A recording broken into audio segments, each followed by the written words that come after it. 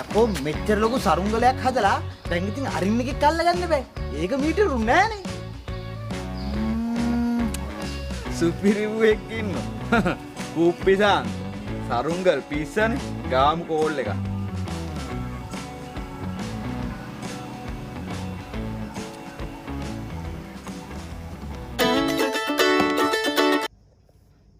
Hello කියපන්. මේ කුප්පියෝ මේ ඔබ මොකක් හරි වැඩකද බං ඉන්නේ?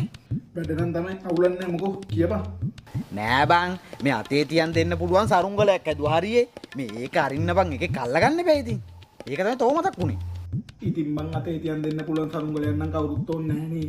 අතේ තියන් දෙන්න පුළුවන් කිව්වට බං මේක මේ හෙන මේ පැරෂූට් එකක් වගේ ලොකුයි බං. ඒකයි මට මේ තෝ මතක් වුනේ. ඉතින් ඒකට මට කතා කරලා හරියනවද?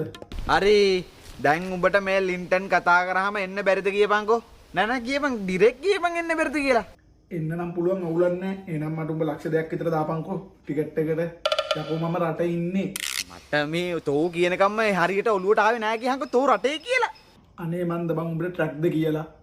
අමතක වෙලා හරි තොට කෝල්ලක් ගත්තු එකේ මේ මම මේ තව සරුංගල් දෙක තුනක් හදලා තියෙන්නේ. මේ ඉටිකොල ටිකක් ගන්න කීයක් හරි දාහන්කෝ බා. අනේ මේ ඉටිකොල ගන්න මම උඹට දාපු සල්ලි වල හැටියට උඹට ඉටිකොල වලින් ගයක් ගහන්න තිබ්බා. මගේ මුත් පාරන්න නැතුව තියපන් ෆෝන් එක. යකෝ මාත කිව්වි. තිබ්බනේ පරයා. සි සරුංගලේ ලස්සන දිස් වෙන්නේ උඩු පොනේ විතරලු. යකෝ මේ කුප්පිය මේ ඕමාන් වල ඉඳන් දාන කැටයන් ඕස්ට්‍රේලියාව ඉඳන් මේ පාලිත සිරිල්ලා හියටවත් දාන්න නැතුව ඉතිනේ. කාලකන්නියා. තු